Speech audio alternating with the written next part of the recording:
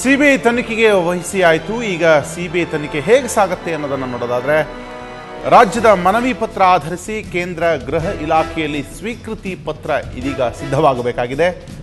ಆನಂತರ ಪ್ರಕರಣ ನೇರವಾಗಿ ಸಿಬಿಐಗೆ ವರ್ಗಾವಣೆಗೊಳ್ಳುತ್ತದೆ. ತನಿಖಾಧಿಕಾರಿಗಳನ್ನು ಕೂಡ ಸಿಬಿಐ ನೇಮಿಸುತ್ತೆ. ಸಿಬಿಐಗೆ ವಹಿಸಿದ ಕ್ಷಣದಿಂದ ಎಲ್ಲ ತಾಂತ್ರಿಕ ಪ್ರಕ್ರಿಯೆಗಳು ಕೂಡ ಶುರುವಾಗುತ್ತವೆ. ಸೂಕ್ಷ್ಮ ಪ್ರಕರಣವಾಗಿರೋದ್ರಿಂದ ತಕ್ಷಣ ತನಿಖೆಯನ್ನ ಕೈಗೆತ್ತಿಕೊಳ್ಳಬಹುದು. ಸಿಬಿಐನ ಮಾನವ ಹತ್ಯೆ ತನಿಖಾ ಘಟಕ ಇರೋದು ಚೆನ್ನೈನಲ್ಲಿ. ಚೆನ್ನೈ ಅಧಿಕಾರಿಗಳೇ ಇಲ್ಲಿಗೆ ಬರಬಹುದು. ಪ್ರಕರಣವನ್ನು ಕೈಗೆತ್ತಿಕೊಂಡ ತಕ್ಷಣ ಸಿಬಿಐ ಪ್ರತ್ಯೇಕವಾಗಿ ಎಫ್ಐಆರ್ ದಾಖಲಿಸಿಕೊಳ್ಳುತ್ತೆ. ಎಫ್ಐಆರ್ ದಾಖಲಿಸಿಕೊಳ್ಳುವ ಮೊದಲ ಹಂತ, ನಂತರ ಫೈಲ್ಗಳ ಅಧ್ಯಯನ ಶುರುವಾಗುತ್ತೆ. ಫೈಲ್ಗಳ ಅಧ್ಯಯನದ ನಂತರ ಹಿಂದಿನ ತನಿಖಾಧಿಕಾರಿಗಳ ಜೊತೆ ಚರ್ಚೆ ನಡೆಸಿ ಮಾಹಿತಿಯನ್ನು ಸಂಗ್ರಹಿಸಲಾಗುತ್ತೆ.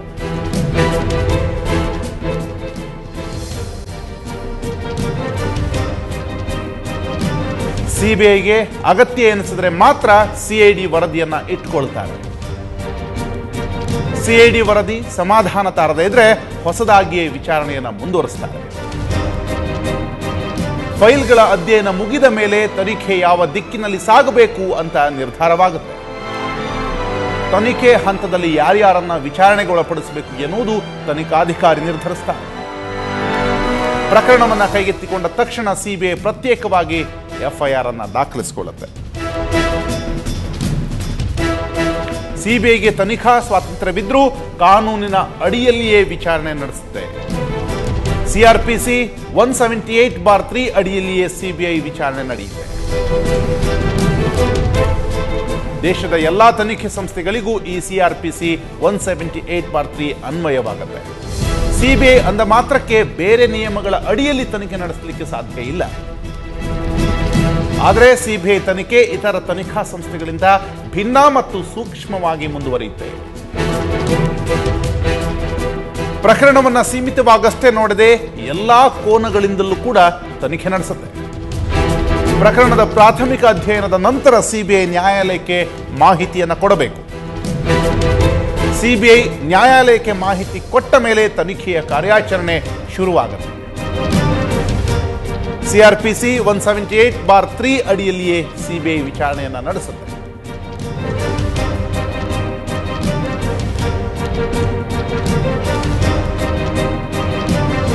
ಸಿಬಿಐಗೆ ಇಂತಿಷ್ಟೇ ಅವಧಿಯಲ್ಲಿ ತನಿಖೆಯನ್ನು ಮುಗಿಸಬೇಕು ಎನ್ನುವಂತಹ ನಿರ್ಬಂಧ ಇಲ್ಲ. ಪ್ರಕರಣ ಆಳವಾಗುತ್ತಾ ಹೋದಷ್ಟು ಸಮಯ ವಿಸ್ತರಣೆಗೊಳ್ಳಬಹುದು.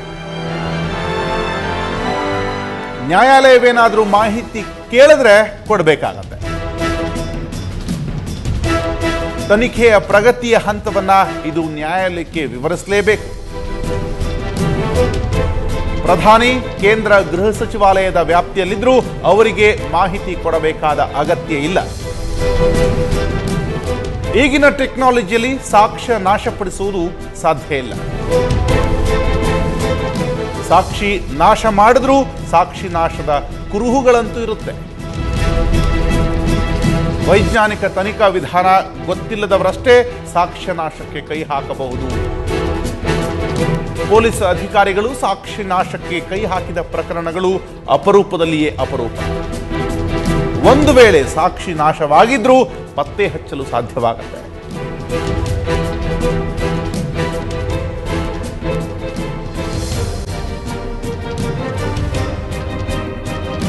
ಇನ್ನು ಸಿಬಿಐ ವರ್ಸಸ್ ಸಿಐಡಿ ಹೇಗಿರುತ್ತೆ ತನಿಖೆ ಅಂತ ನೋಡೋದಾದ್ರೆ, ಸಿಐಡಿ ಸರ್ಕಾರ ಹೇಳಿದ ವಿಷಯವನ್ನಷ್ಟೇ ವ್ಯಾಪಿಸುತ್ತೆ. ಸಿಐಡಿ ಸರ್ಕಾರ ಹೇಳಿದ ವಿಷಯದ ವ್ಯಾಪ್ತಿಯಲ್ಲಷ್ಟೇ ತನಿಖೆಯನ್ನು ನಡೆಸುತ್ತೆ ಎನ್ನುವಂಥದ್ದು ನಾವು ಗಮನಿಸಬೇಕಾಗತ್ತೆ. ಸಿಬಿಐ ಪ್ರಕರಣಕ್ಕೆ ಸಂಬಂಧಪಟ್ಟ ಎಲ್ಲಾ ವಿಷಯಗಳ ತನಿಖೆಯನ್ನು ನಡೆಸುತ್ತೆ. ಸಿಐಡಿ ಸರ್ಕಾರ ಹೇಳದ ಹೊರತು ಪ್ರಕರಣದ ಹಿನ್ನೆಲೆಯನ್ನ ಮುಟ್ಟುವುದಿಲ್ಲ. ಸಿಬಿಐ ಪ್ರಕರಣಕ್ಕೆ ಹಿಂದಿನ ಲಿಂಕ್ ಇದೆಯೇ ಎಂದು ಗೊತ್ತಾದ್ರೆ ಅಲ್ಲೂ ಕೂಡ ತನಿಖೆಯನ್ನು ಮಾಡುತ್ತೆ. ಸಿಐಡಿ ಉನ್ನತ ಸಚಿವರು ಅಧಿಕಾರಿಗಳ ವಿಚಾರಣೆಗೆ ಸರ್ಕಾರದ ಅನುಮತಿಗಾಗಿ ಕಾಯಬೇಕಾಗುವುದು. ಸಿಐಡಿ ಸರ್ಕಾರ ಹೇಳಿದ ವಿಷಯದ ವ್ಯಾಪ್ತಿಯಲ್ಲಷ್ಟೇ ತನಿಖೆಯನ್ನ ನಡೆಸುತ್ತೆ.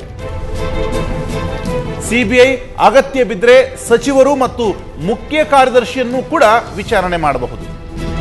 ಸಿಐಡಿ ತನಿಖೆಯ ಪ್ರಗತಿಯ ವರದಿಯನ್ನು ಸರ್ಕಾರಕ್ಕೆ ಸಲ್ಲಿಸಬೇಕಾಗತ್ತೆ. ಸಿಬಿಐ ತನಿಖೆಯ ಪ್ರಗತಿ ವರದಿಯನ್ನ ನ್ಯಾಯಾಲಯಕ್ಕೆ ಸಲ್ಲಿಸುತ್ತೆ.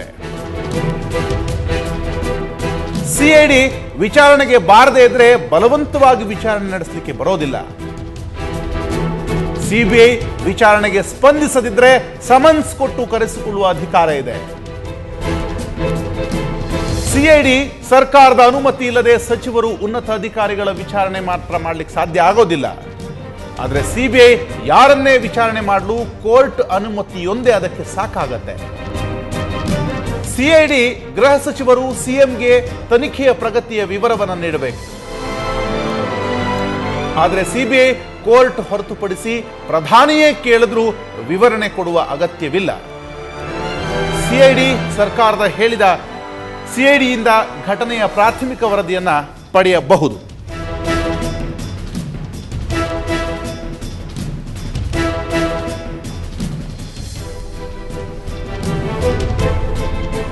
ಸಿಐಡಿ ಬಳಿ ಇರುವ ಎಲ್ಲಾ ದಾಖಲೆಗಳನ್ನ ಈಗ ವಶಪಡಿಸಿಕೊಳ್ತಾರೆ.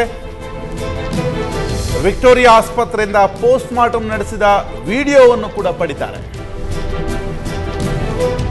ವಿಕ್ಟೋರಿಯಾ ಆಸ್ಪತ್ರೆ ವೈದ್ಯರಿಂದ ಮರಣೋತ್ತರ ಪರೀಕ್ಷೆ ಅಂತಿಮ ವರದಿ ಪಡೆದುಕೊಳ್ತಾರೆ. ಸಿಐಡಿಯಿಂದ ಘಟನೆಯ ಪ್ರಾಥಮಿಕ ವರದಿಯನ್ನು ಕೂಡ ಪಡಿತಾರೆ. ಇವೆಲ್ಲವೂ ಕೂಡ ಸಿಬಿಐ ರವಿ ಕೇಸ್ನಲ್ಲಿ ಏನು ಮಾಡಬಹುದು ಎನ್ನುವಂಥದ್ದು. ಮಡಿವಾಳ ಪೊಲೀಸರಿಂದ ಸೀನ್ ಆಫ್ ಕ್ರೈಮ್ ಬಗ್ಗೆ ಮಾಹಿತಿಯನ್ನು ಕೂಡ ಪಡಿತಾರೆ.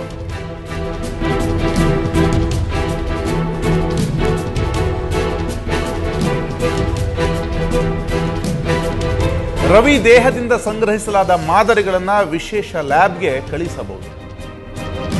ಅಗತ್ಯ ಬಿದ್ದರೆ ಮತ್ತೊಮ್ಮೆ ಮರಣೋತ್ತರ ಪರೀಕ್ಷೆ ಕೂಡ ನಡೆಸ್ತಾರೆ. ಸಿಐಡಿ ವಿಚಾರಣೆಗೊಳಪಡಿಸಿದವರನ್ನ ಮತ್ತೊಮ್ಮೆ ವಿಚಾರಣೆ ನಡೆಸಬಹುದು.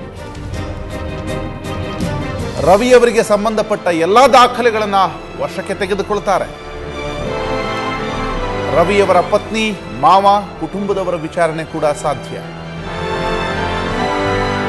ರವಿ ಕಚೇರಿಯ ಸಿಬ್ಬಂದಿಗಳು ಮತ್ತು ರವಿ ಡ್ರೈವರ್ ಅವರನ್ನ ವಿಚಾರಣೆ ನಡೆಸಬಹುದು. ಮುಖ್ಯ ಕಾರ್ಯದರ್ಶಿ ಕೌಶಿಕ್ ಮುಖರ್ಜಿ ಕೂಡ ವಿಚಾರಣೆಗೆ ಗುರಿಯಾಗಬಹುದು. ರವಿಗೆ ಫೋನ್ ಮಾಡಿದ್ರು ಎನ್ನಲಾದ ಸಚಿವರು, ಶಾಸಕರ ವಿಚಾರಣೆ ನಡೆಯುತ್ತೆ. ಅಗತ್ಯ ಬಿದ್ದರೆ ಗೃಹ ಸಚಿವ ಮತ್ತು ಮುಖ್ಯಮಂತ್ರಿಯವರನ್ನು ಕೂಡ ವಿಚಾರಣೆಗೊಳಪಡಿಸುವ ಸಾಧ್ಯತೆ ಇರುತ್ತೆ. ರವಿ ರೇಡ್ ಮಾಡಿದಂತಹ ರಿಯಲ್ ಎಸ್ಟೇಟ್ ಕಂಪನಿ ಮಾಲೀಕರ ವಿಚಾರಣೆ ಕೂಡ ನಡೆಯುತ್ತೆ. ಕೋಲಾರದಲ್ಲಿನ ಲ್ಯಾಂಡ್ ಮಾಫಿಯಾದವರ ವಿಚಾರಣೆಯೂ ನಡೆಯಲಿದೆ. ಎಲ್ಲ ಪ್ರಕ್ರಿಯೆಗಳನ್ನು ಮುಗಿಸಿದ ನಂತರ ಸಿಬಿಐ ಕೋರ್ಟ್ಗೆ ಚಾರ್ಜ್ ಶೀಟ್ ಸಲ್ಲಿಸುತ್ತೆ. ಸಿಐಡಿಯಿಂದ ಘಟನೆಯ ಪ್ರಾಥಮಿಕ ವರದಿಯನ್ನ ಇವರು ಪಡಿತಾರೆ.